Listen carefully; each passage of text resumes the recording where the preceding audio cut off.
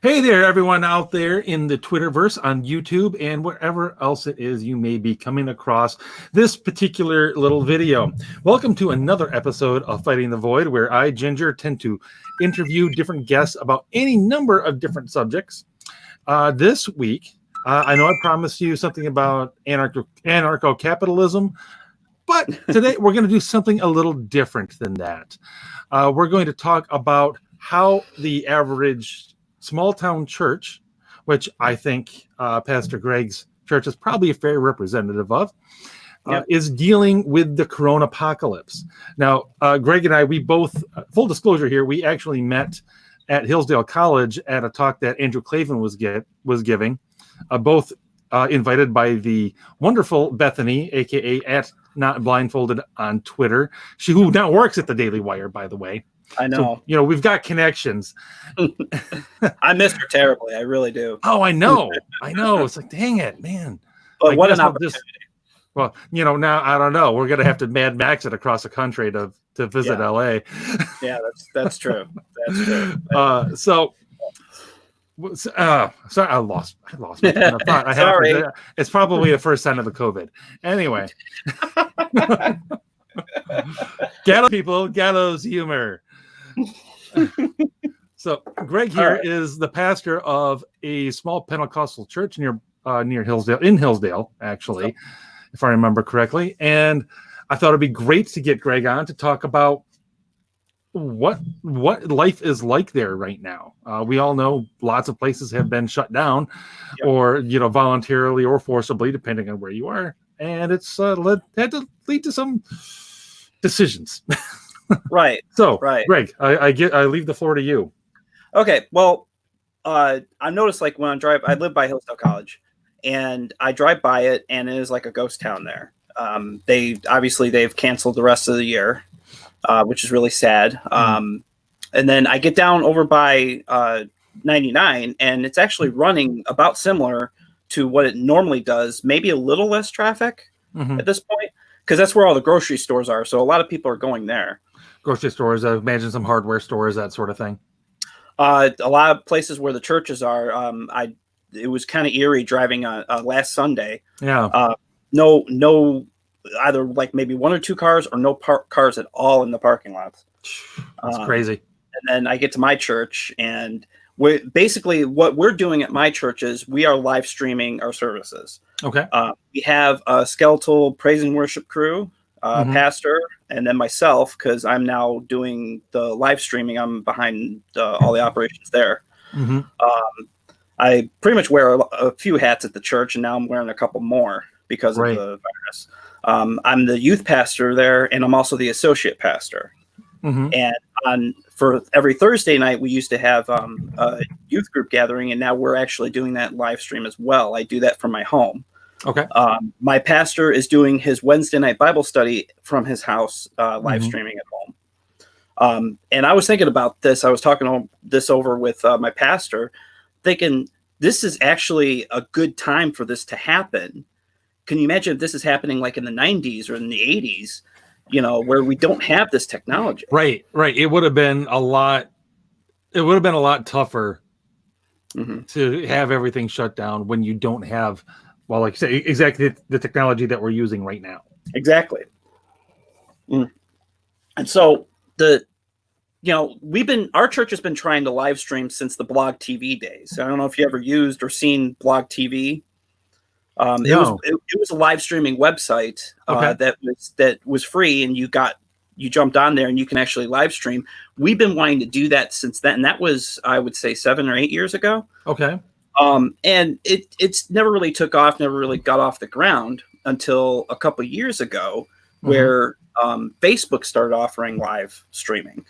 And so my pastor thought, that's a pretty cool idea. Let's, try to see what we can do to get on it. Right. Yeah. We did not have the equipment or the internet access at the time. Our internet was basically like you're watching grass grow. It was really bad. And then we upgraded our internet. Oh, good. And then once our internet got upgraded, and then we realized, oh no, our equipment can't handle this. Because then we started Facebook Live. We were really excited. And then the equipment's the bottleneck. Yeah. Oh my gosh. we realized our computer that we were using, it just did not have the processing speed to be able to handle OBS, to be able to handle all that stuff. Mm-hmm. And so, praise God, as of recently, the coronavirus hits, we were already upgrading our equipment, and then we're actually able now to do some really nice live streams. Well, that's great. It's working really nice. My daughter's, she just got a brand new computer for Christmas, and that's what I'm using right now is my daughter's because it runs so nice. And she's like, yeah, go ahead and use it. Do whatever you need to do. Claim this computer in the name of the Lord. I know. I didn't want to pull. Honestly, I did not want to pull the dad card. Right. I was like, okay, I want to give you the choice. And and as it says in the Last Crusade, you chose wisely. Yes. And she did. And she's a blessing anyway. Yeah, that just shows you raised her right anyway. So I do my best. My wife, I might be. Sometimes I might cause issues with that in some cases, like this, for example. Whatever. I got one too. Yeah. So. But back to what my church has been doing. So live streaming's been the big thing as far as our services is concerned. Mm-hmm. So then my wife came up with a really cool idea of doing a phone chain, which that way the pastor doesn't have to be the one that's constantly checking in with the congregation, although he could, and he could do whatever he wants, just like us. But right. We call a specific amount of people, they call a specific amount of people, and they call, it goes down the line. And that way everybody's keeping connected. And then everybody reports back to whoever they're calling. Right. Okay. And that's been working really nice too. That way our congregation can stay connected with each other and find out, okay, are you doing okay? Do you need anything? Especially, that's great. Especially when you're dealing with especially when you're dealing with the elderly and everything, right. Who I imagine, I'm sure you have some that are borderline homebound anyway. Right. This is part of your congregation. So, I mean, that's great. That's a fantastic idea. Yeah. And I encourage, like, people who are in small town churches, I definitely encourage you guys to do that. Just so if you guys haven't already, because we have an email chain, but not everybody's got access to email. But it's not the, I don't know, something about hearing a voice. Yes, I think it really helps, especially when you do have the people that are, they're in that at risk category, right? That they are at home, they are, for good reasons, and they actually don't want to get out. They don't want people to come over, but you still need that human interaction. Yes, and that's really crucial, especially like if there's people that are alone, elderly, as you mentioned, people who are fearful, like their anxiety is shot up because of this. They need to be comforted one way or another. And if we're not getting together Sundays or Wednesdays or Thursdays at our church, then, like, for example, with the youth, I check in with the youth individually, like, hey, how you guys holding up? And a couple people in my group were supposed to graduate this year. And so basically their prom's gone. Oh my their gosh. Graduation's gone. Yeah. And in a lot of cases there, so what we decided, we haven't finalized anything about this yet, but if our schools over here don't postpone it, like put it in the summertime or something like that, when this all blows over, right, God willing, then we're going to do something formal. Like, let's have a formal get together. We'll all dress up and we'll have a dance or something like that. I mean, I said, we'll give you something. We're going to do something for you, because that is heartbreaking. They were looking forward to it. It is. I really, honestly, I feel bad for anyone that's getting basically the rug pulled out from under something or another this year. Right. I mean, my daughter, she was going to Europe with Blue Lake Orchestra this summer. That was the first thing to go away. Yeah. Then school in general just gone, which she was kind of okay with. My son's okay with this. My daughter, not so much. Right. And she was supposed to have her road test to get her license last week. Gone. There were a couple other things too that just gone. And currently we're hoping that things start to settle down a little bit, so we can go and hike the Smoky Mountains this summer. I'm not so sure. Yeah, I know. Honestly, I'm still proceeding and training under the assumption that we get to go towards the end of June, but who knows? I I know don't know. that there's a lot of unknown variables here, a lot, and Yeah. we don't. That's the other thing that we're trying to think about, and I know a lot of other churches are struggling with this. Mhm. We just are in the process now of doing online giving, as Mhm. far as keeping our church running. Right. You know, Yeah. people can mail their stuff, their tithes and all that to the church directly, but there's a lot of churches that are. This is something they're worried about. They're struggling with finances, and I think that's understandable because I'm sure a lot of people, without that weekly reminder, even if they normally give online anyway, maybe Right. without that weekly, actually going to the church, it's hard to remember. It's hard to remember to Right. do it. You may not even be thinking about it. And, Yeah. And still the church has bills that need to be paid as well, Right. in addition to whatever, outreach and stuff that your typical church does on a day-to-day basis anyway, that tends to fly under the radar. Exactly. Like our church does a food pantry. Us and a couple other churches in the county do that. Mm-hmm. And again, and we're not funded by the government. And right. So especially in a time like this, we try to make sure to,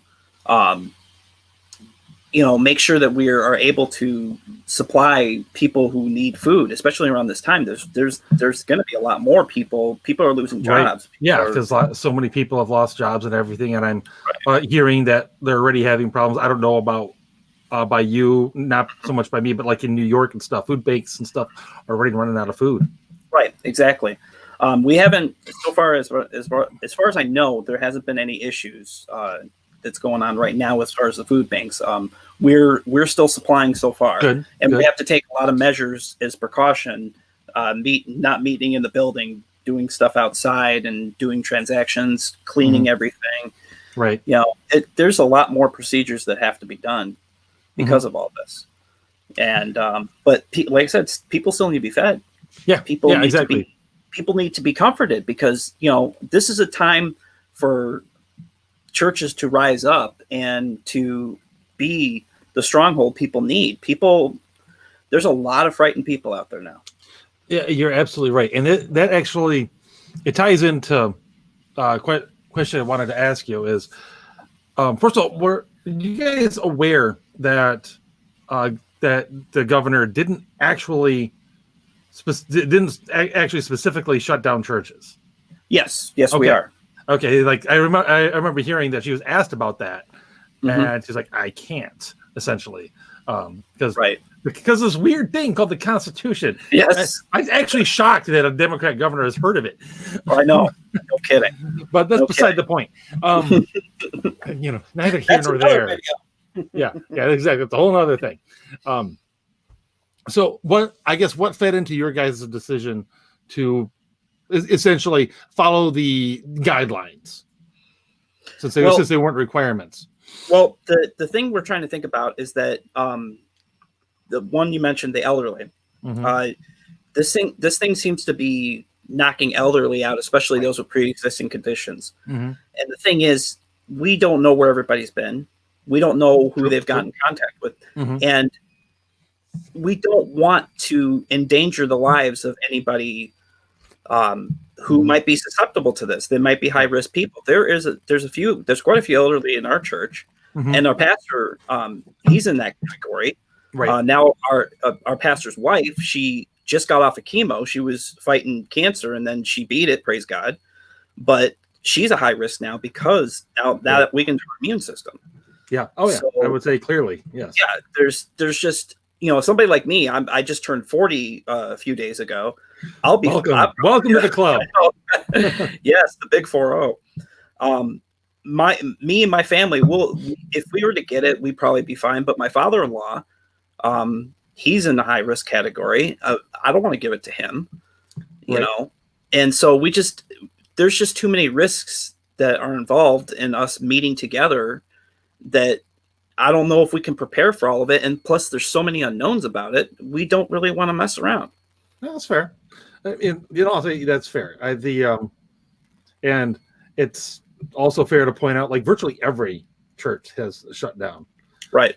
You know, including like every Catholic diocese pretty much in the country, I think, has shut down and suspended public mass, which I know you're not ignorant of Catholic theology. It's a whole other ballgame for us. Well, The fact that you're not going to mass because a live stream doesn't quite cover it.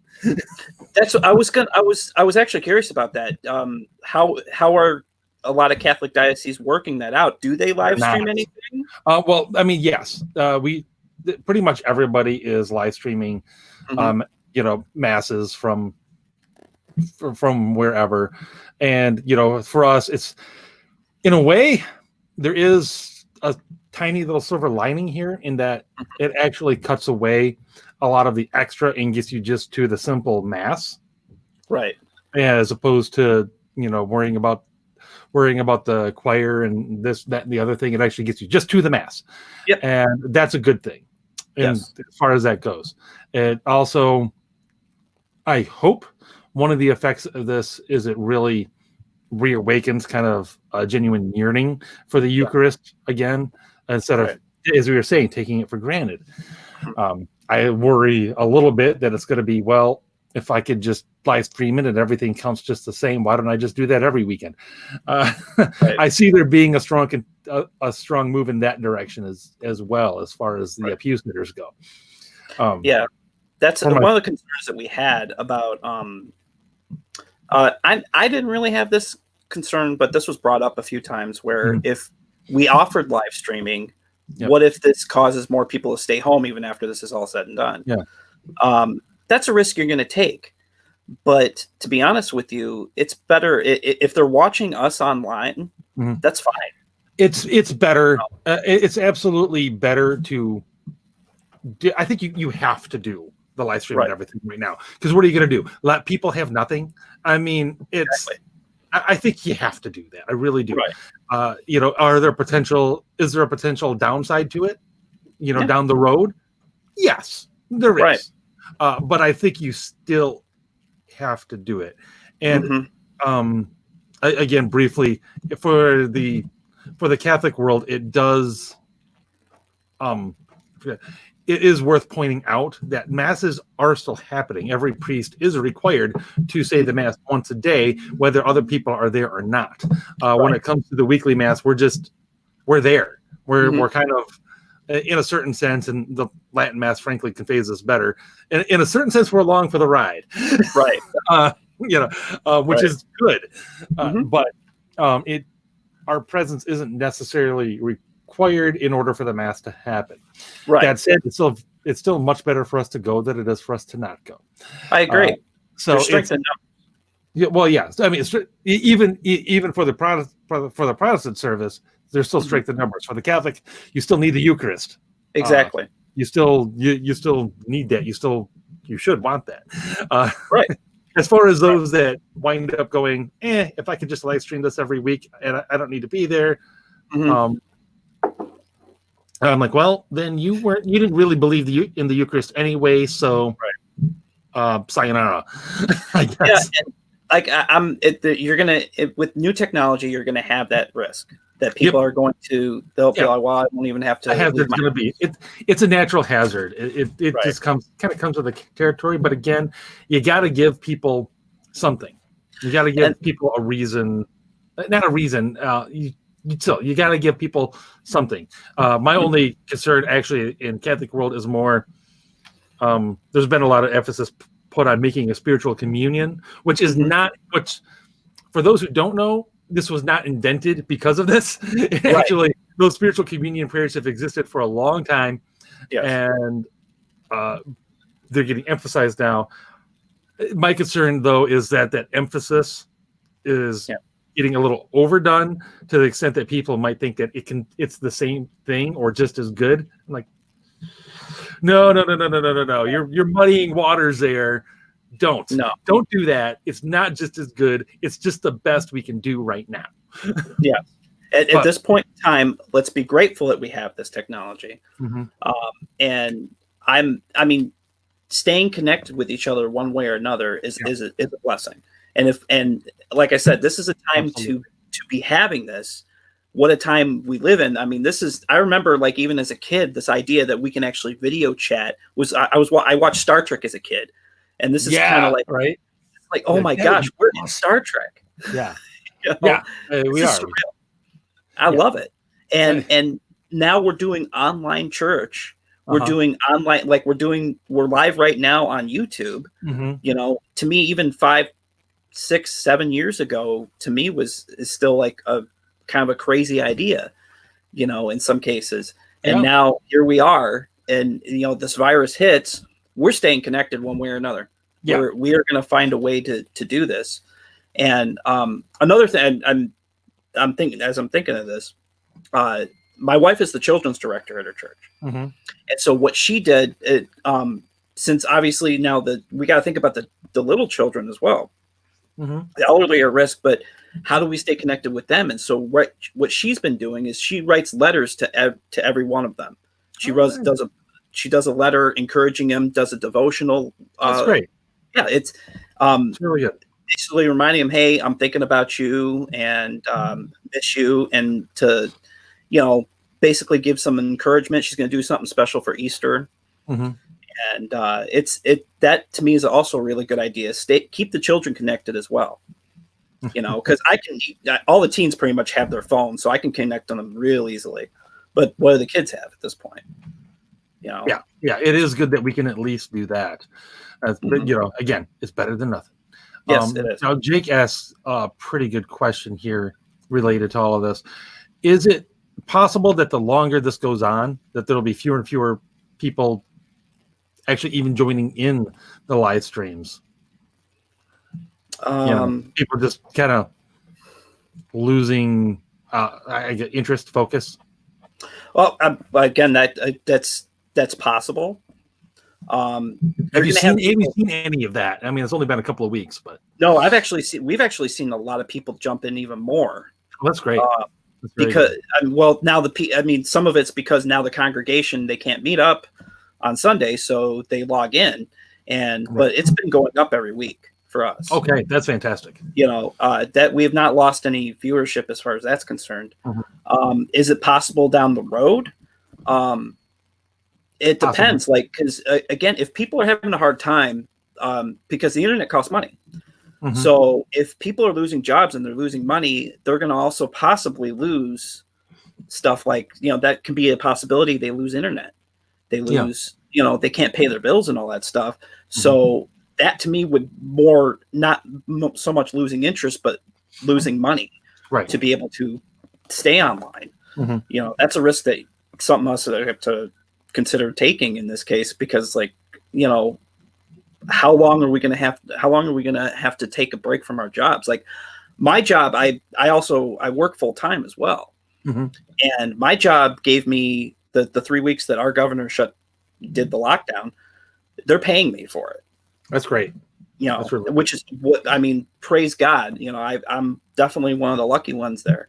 But if this extends longer, I don't know what my job's going to do at that point. Right, because, you know, how much money did they have? It's exactly just sitting around, you know, only so much, really. Yeah, and that's my job. Other jobs, they either are on unemployment or they laid them off because they can't afford it. Right. So I foresee if this continues that people with the lack of ability to pay their bills won't be logging in. Yeah, I would imagine, because they just won't be able to. Hopefully they can go to a friend's house or something, but you know, again, you get into other things, and it's a social thing again. Yeah, exactly. But again, that actually does get just in the direction of something we were discussing before we went live, which is okay. Say this keeps going. Do you just decide, screw it, we need to reopen? People, you know, people need people, essentially. We can't live in our own isolated cages forever, however comfortable those cages may be. Right. You know, we will lose our freaking minds. I mean, just look at Hollywood, man. Well, it didn't take look at Ellen. Look at Ellen. Jeez. Oh my gosh.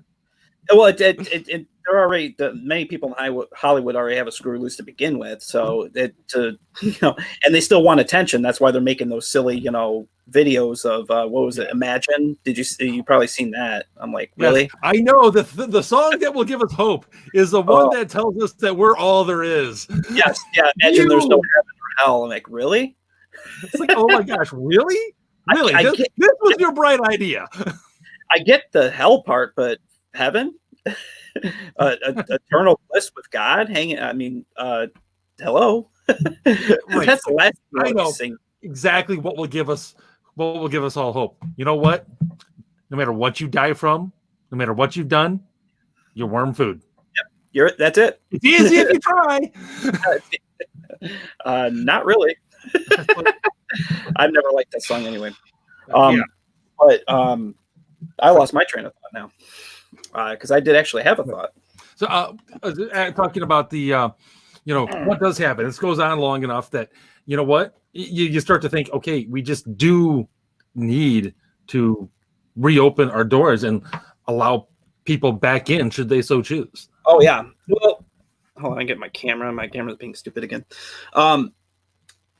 The thing is that we as a church should follow the law of the land for sure in the short term in this case. But when it comes to long term, this is where it kind of gets a little dicey because one way or another, like you said, we're going to have to figure out how long is this going to go on. Mm-hmm. We're going to have to make a decision here because, like I was telling you about earlier before the live stream started, watching Ben Shapiro, he made a really good point. Is this supposed to last a year, 2 years? Right. What is it going to die in the summer? There's too many unknowns. Yeah.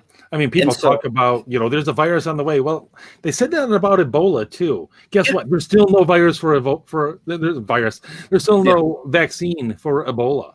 No, there isn't. And it's been years, people. They never found one for SARS 1.0. Right. There's zero.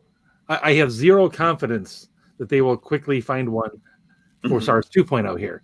I mean, maybe they do. I know they're working on it, and I hope they do. But I see all these breathless stories about how one's on the way. Okay, on the way doesn't mean here, getting ready to be put in my veins. Yeah. So in the meantime, at some point, somebody's going to have to say, all right, this is life now. Yeah. Which means we got to get back to life.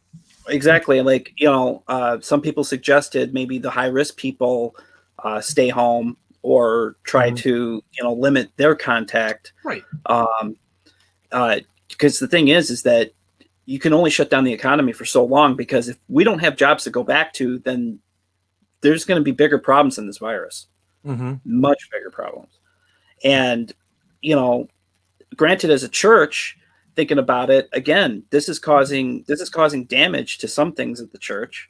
Mm-hmm. People need fellowship. People need to get together, and some point or another, we're going to have to stop. Especially, I'm guessing at the end of April, because I don't know how long our governor is going to. She's asking the legislature for approval for a 70-day extension. 70 days. Yeah. So 70. Yeah. 70 days. My guess is, I think either she gets it or she just decides to do it. Or maybe it won't be exactly 70 days. Maybe they'll give her 50, and then it's like, oh, well, we got to go longer. That's honestly what I think. That's honestly what I think needs to happen. It's what I think is going to happen. I mean, I don't want it to happen, to be perfectly honest, because this keeps going, it's going to get ugly in other ways. And not to mention, places that have been on the lockdown haven't really seen the positive effects they're supposed to see. Right.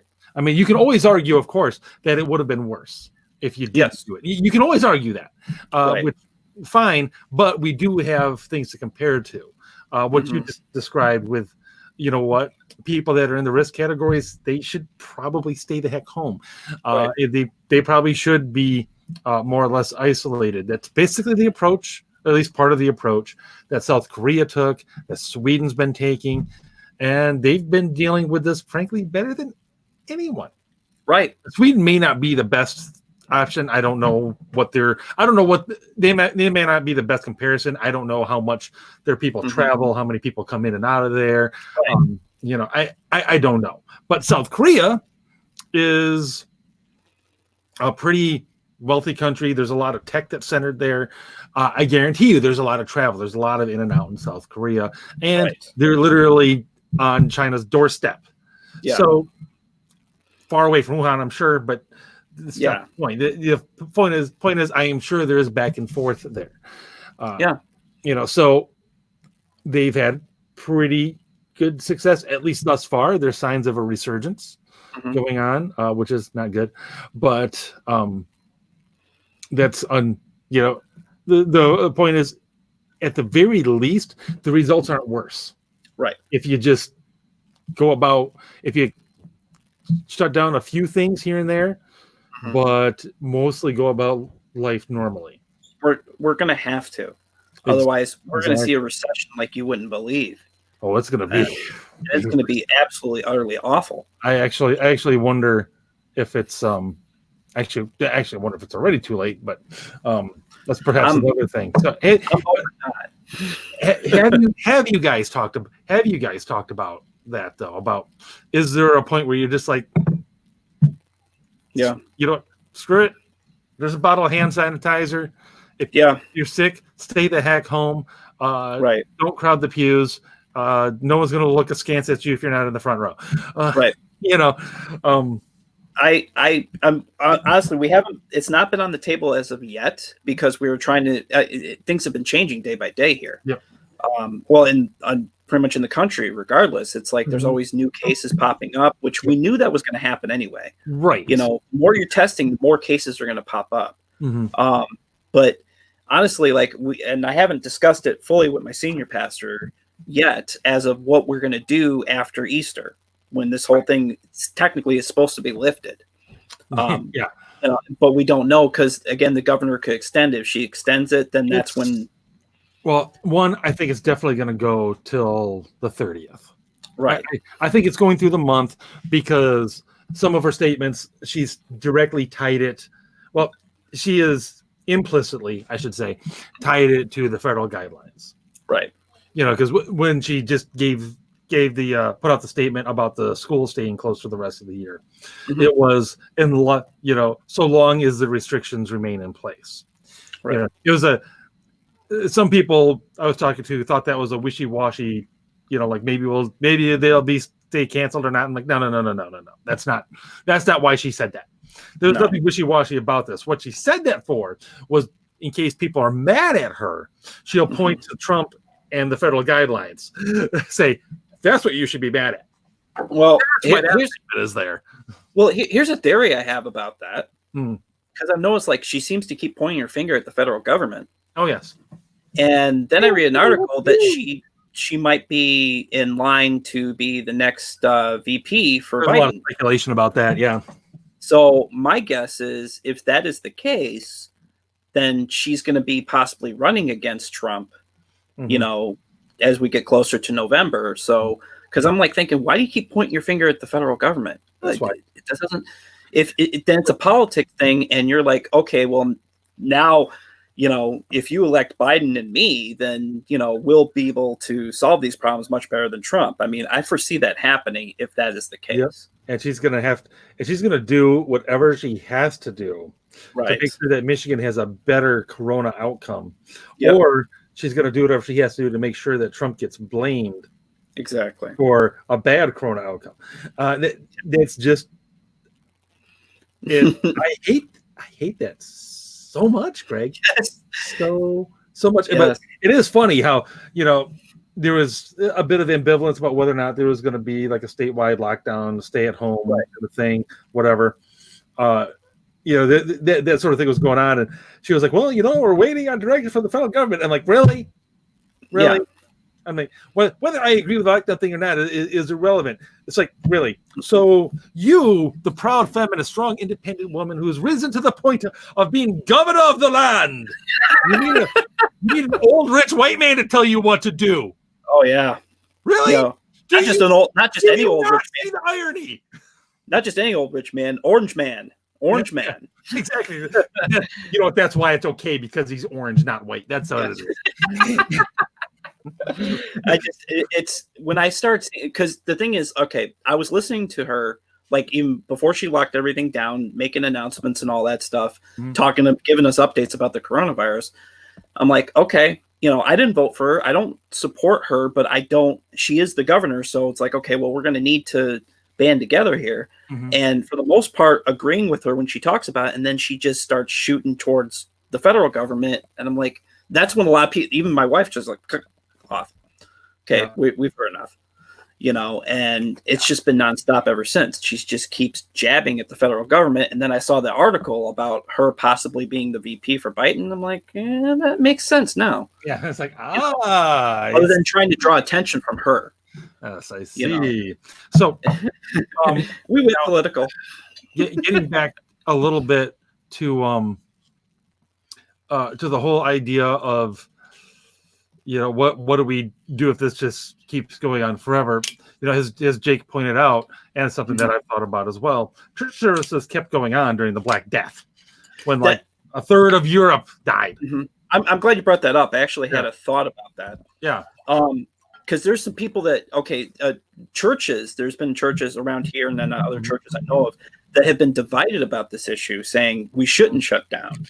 We need to be the shining beacon of example here. As you said, the church needs to rise up right now. Right. I agree. But there was something that I was going to say, and I'm going to paraphrase this, but Martin Luther, I know you're a huge fan of him. But Junior, right? No. He's awesome. I like him. Okay, let me say this about, because I know you being a Catholic, you may have your disagreements with him, and I totally understand it. One or two. Right. But here's a good point that he made as far as the Black Death, as you brought up. And again, I'm going to paraphrase this. My wife shared it, but I forgot to grab it. And that is, if I am needed, I will go out, and I know God will protect me. My brother and sister needs my help. I will go and take care of them, period. But if I don't have to go out, then I won't. Why go and put myself into a position where I could get sick? So he made a really good point. That's not against your faith. No, it's not an irrelevant. That's not an irrelevant point. To me, people who go out there and think that they're invincible because I'm a Christian, I have faith. That is borderline, in my opinion, tempting the Lord your God. It is, at the very least, presumptuous. Exactly. To a point where you're being like, it doesn't matter the risks. You're just going to open up the doors and let everybody in and whatever. To me, that's being reckless. And it's not being against your faith. That's actually being smart and being aware of your surroundings. But at the same time, there's going to have to come to a point, like you were mentioning, that we're just going to have to say, okay, well, you know what? People need to still get together, and you haven't come up with a vaccine. There's no cure for this yet at this point. Some decision is going to have to be made, and we're just going to have to say, okay, you know what? If you're risk, stay home. If not, go ahead and come. But we don't know if we're going to come down to that point yet. Again, a lot can happen within a week or two. This is very true. This is very, very true. I put it this way. I'm in the definitely the pro opening up, but be smart about it camp. Like, you're familiar with the pastor in Tampa that got, in fact, Jake just mentioned him, that got arrested and everything. He actually was taking pretty much all the precautions that you possibly could. Right. Sort of wrapping everybody in saran wrap on their way into the door. Pretty much. For those who don't know, there was a pastor down in Tampa, Florida, who actually got arrested for continuing to have church services, which is sort of humorous in a way because there's no statewide issue there at all. Until I think just recently, Governor DeSantis did do something statewide, but at the time there had not been anything like that. Just local municipal ordinances, and orders and whatnot. And the sheriff actually made a point of having a press conference and everything to go and arrest this pastor for what is classified as a second-degree misdemeanor. And here's the thing: whether you think it's a smart thing or not, in general, to have the church services, this guy was doing everything he reasonably could. There was hand sanitizer all over the friggin' place. Everybody was using it, and whatnot. Staff and everything was all gloved up and everything. They had 6-foot gaps marked out in the pews, and chairs and everything were removed to ensure that everybody maintained the social distancing and whatnot.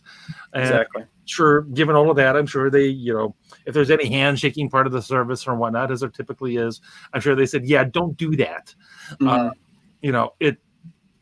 They were doing all of that sort of stuff. Exactly. He still came after and made an example out of that guy. Exactly. That bothers me a lot. It bothers me too. And the reason why it bothers me, another reason why it bothers me, is that the state wasn't on lockdown at that point in time. And they still arrested him anyway. He didn't commit a crime. Right. Now, if the state was on lockdown, I'd still be against it, but I would understand at least, okay, well, we just said a stay-at-home order, but there was no stay-at-home order. So what motivated them to go and, because all of this was just still a suggestion. Nothing was made into law. Yeah. So what's going on there? Yeah, I think, and the funny thing is, and I know Jake in the chat over there, he'll remember this because we both listened to the Steve Day show. Right. They actually predicted that this was going to happen like about a week ahead of time. That said that, because I remember the discussion well, they were like, so, there's going to be a pastor who's arrested for continuing to hold services. A couple of them were like, no, they're not going to go after so-and-so who's respected and everything in the community. And one of them was like, no, it's not going to be the guy who's respected. It's going to be a caricature. It's going to be somebody that you can point to as kind of being a weirdo. And it turns out this guy does have some odd conspiracy theory bents and everything to him and everything. Just enough stuff on social media that you can point to say, see, weirdo. Yeah, funny how that works. We don't need to worry about him. It's like, and that's that's the camel's nose under the tent, where people are like, it's okay for him. Yep. But then it's okay for the next guy, and the next guy. Until eventually they're coming after Pastor Greg and Father so-and-so, and, because you dare to defy you dare defy the crowd.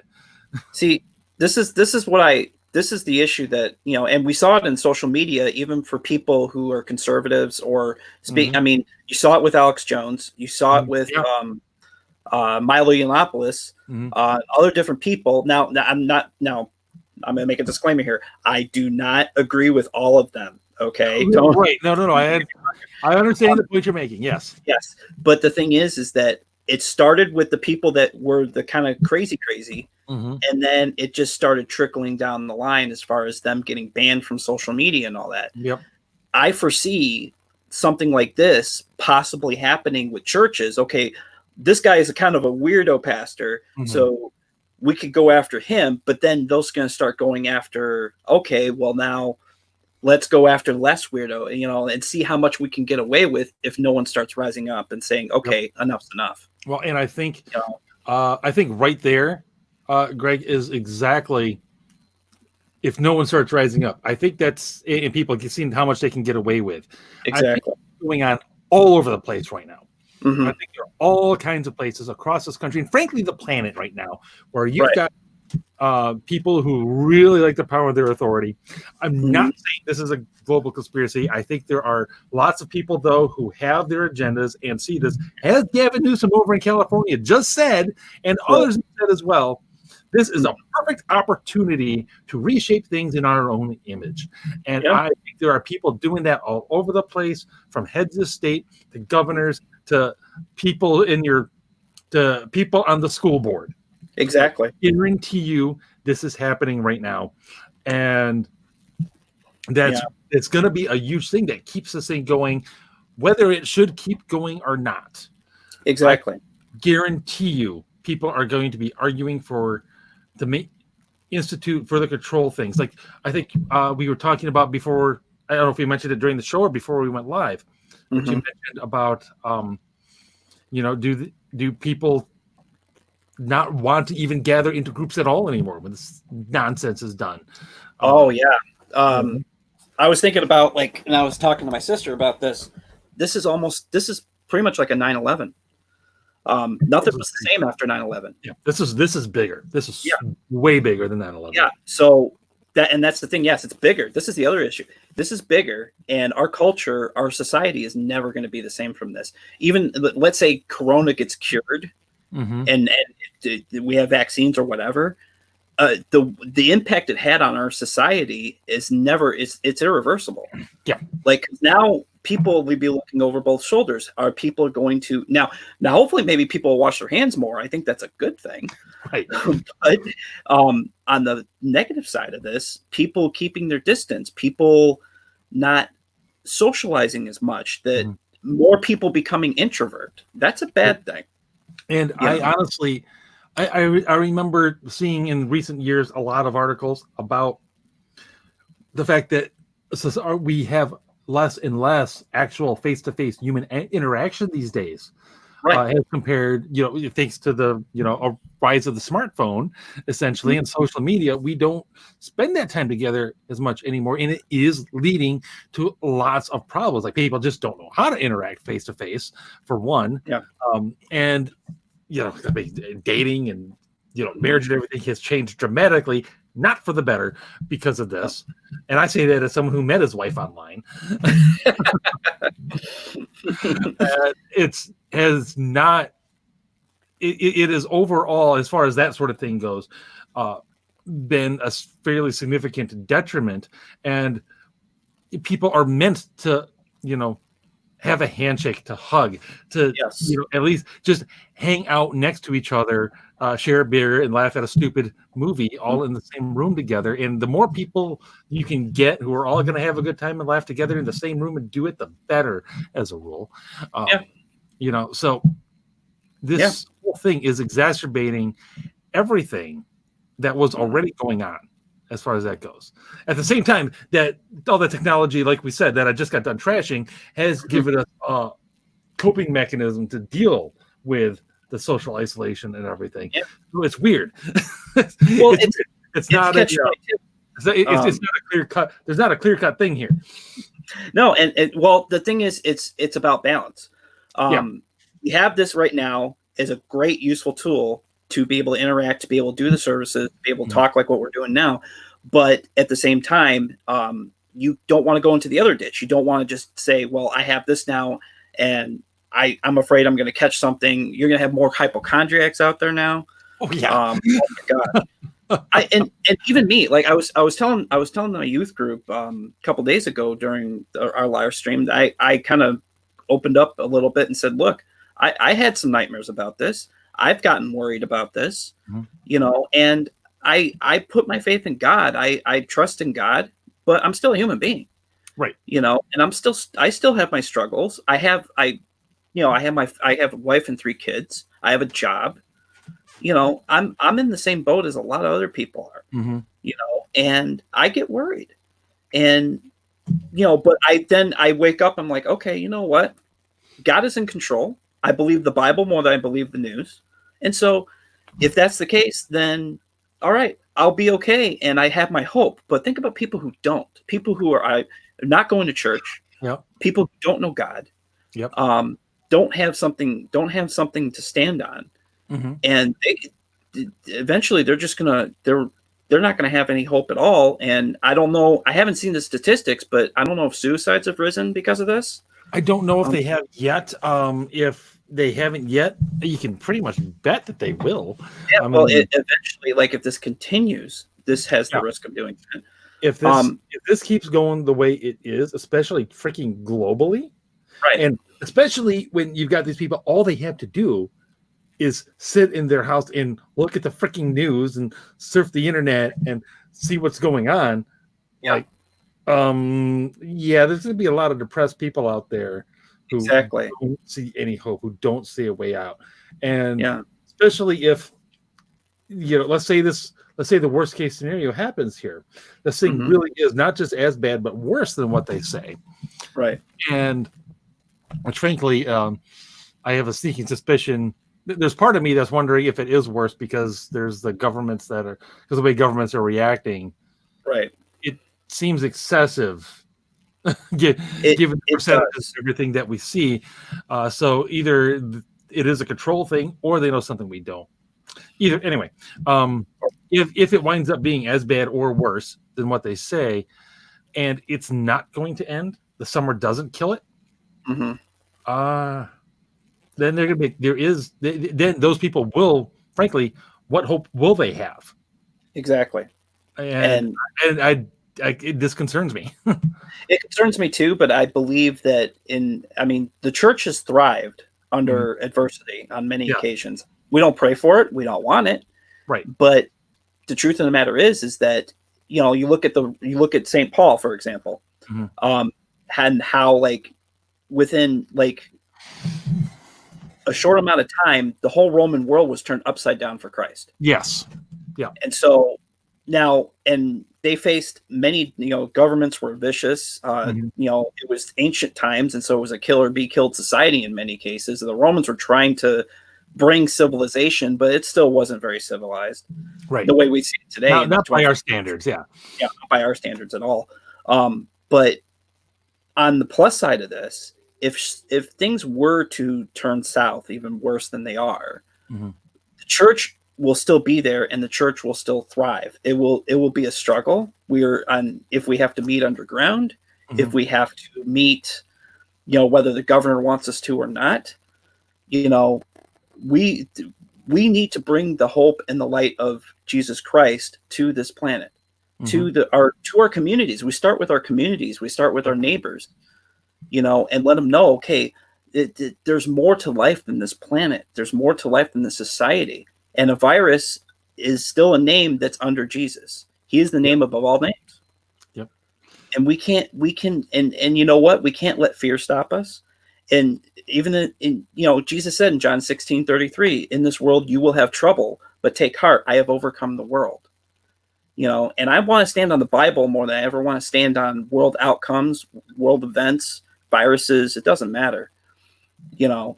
And am I going to still wake up? Because if we base our things on feelings, if we base our life on feelings, then we're going to be up and down every day. We're going to be like a roller coaster, Yes, we are.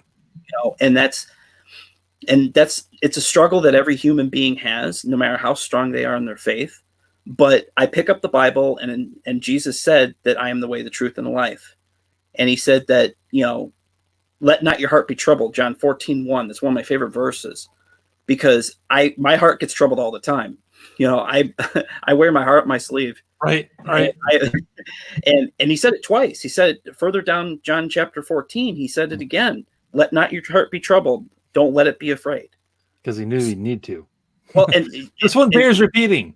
well, yeah, he bears repeating. And if you look at the context, that was roughly 12 hours before the crucifixion. So Yeah. he's telling disciples, okay, let not your heart be troubled. And then, within 12 hours or so, give or take, he's being crucified. So that's if Jesus said, look, don't worry about it. It's all Mhm. going to work out in the end, because he knew his disciples were going to freak out and scatter. Yep. But Absolutely. he would not tell us to do something that we weren't capable of doing. He would never put that upon us. And so, you think about Psalm 91, no plague come nigh our dwelling. Okay. You don't, if we stand on the word and we stand on what Christ has said, then we will get through this one way or another. And we're going to see blessings and we're going to see miracles like we wouldn't believe. And I know churches are going to see it, and the churches, I believe, are going to rise up and be the beacon if this really hits. And I firmly believe that. I think you're absolutely right. It has always been so. In every crisis situation since in the last 2,000 years, it has Right. always been the churches that have risen up Mhm. in times of trial, whether it's a natural disaster, whether it's war, whether it's uh, dictatorships, whether it's barbarians destroying Rome. It has always been churches that have risen up and formed the nucleus upon which society reforms itself. This has been so since, again, Rome was destroyed and there was nothing left except the Catholic Church to rebuild society. It was the only structure there was, and therefore society rebuilt around it. It has been that way here. When in every hurricane, you can find people from the Salvation Army in every church in every church in the area, sometimes from around the country, sending their people there to help rebuild homes, rebuild lives. It has been that way from every famine. It has been that way through, again, when the Nazis overran Europe, when the communists overran Eastern Europe and much of the world. It has been the churches there that have provided what the people needed to get through, and often to resist. Exactly. And that is going to be the case here. When you think about, because you being a Catholic, me being a Pentecostal, you would think you and I are opposite ends on the Christian spectrum, which I don't believe we are. I mean, we have different doctrines and all that stuff. But I think about the book Joshua. Have you ever read the book or heard about the book Joshua? Well, I've heard of it, but I haven't read it. Well, part of the book of Joshua, or the book of Joshua, is written by I think his name is Joseph Gerzon. He was a former Catholic priest. He retired because of health reasons, and so he wrote the book. And what I loved about this book is that there was a Baptist church that caught fire. There was an electrical storm. It caught fire, burnt down. And so Joshua, Jesus, comes to town. Spoiler alert, by the way. And he essentially gets people together. And I'm really paraphrasing this because I know that there's probably a short amount of time. But basically, he gathers the Catholics, the Baptists, the Pentecostals, any denomination, and they help rebuild this Baptist church. And in they start learning about themselves and, learning about we really do work well together despite our differences in doctrine, and and that's what I see with this Corona thing and any other, disaster that may come upon us, is the fact that you being Catholic, me being Pentecostal, all the Baptists and Lutherans, at this point in time, we're not going to care. We may have our own churches. We may go to our churches and have our mass or have our services or whatever. But when it comes to stuff like this, we're all Christians. We all love God.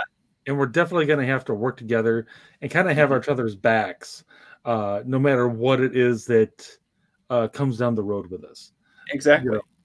Regardless of what it is, whether the disease dies in the summer and everything goes back to something vaguely resembling normalcy, it's still going to take all of us, working together to actually kind of pick it back up and put it back together, because we don't know even if that happens. I mean, that's like the best case scenario, right? Even if that happens, there's still going to be long-term domino effect consequences that I'm not going to predict right now. No, we can't. All we can really say is going back to normal isn't really a thing that's going to happen. No. How close we get is anybody's guess. Exactly. I don't know. But we're not going back to normal. We're not going back to life as it was. I can pretty much guarantee you that. And how long that takes and how much pain is along the way, that depends on how this winds up getting resolved. And I think the Oracle from the Matrix said it best. I'm interested in the future, and believe me, the only way to get there is together. That's true enough. That stuck with me, because I think about the churches at this point in time. That I've worked with many different denominations, and we've got our Episcopalians do the free clinic, we do food pantries, and all these other denominations have their own contributions to our community, and we all get together. And this is no exception. No, absolutely not. And I think that actually, Greg, is a wonderful note to end on. So I want to first thank you for coming back. It's been a little bit. Yeah, it's an honor to be back. It was awesome. And we will have to do it again, hopefully, when we can talk about coming out of the other side of this thing Right. and how things are going. And if not, we'll, if we get together before then and things spiral downhill, we'll talk about, our own private bug out plans and what your, what your apocalypse stash should be and all of that fun stuff. Yeah, we might trade some toilet paper and some hand sanitizer. Right. We'll give you tips on the barter economy in the apocalypse. Yes. We will support each other one way or another. Absolutely. And until then, I'm going to be gone I'm not going to be doing a show next week. It's Easter weekend. I'm going to be taking the weekend off. And after that, we'll see. I mean, I'll be back. Don't get me wrong. Don't go. I will be back after Easter. I'm not saying that. But as far as who the guest and everything will be, I don't know yet. But we'll get that worked out. And in the meantime, thanks for tuning in. Stay safe out there. Don't lose your friggin' minds. And keep fighting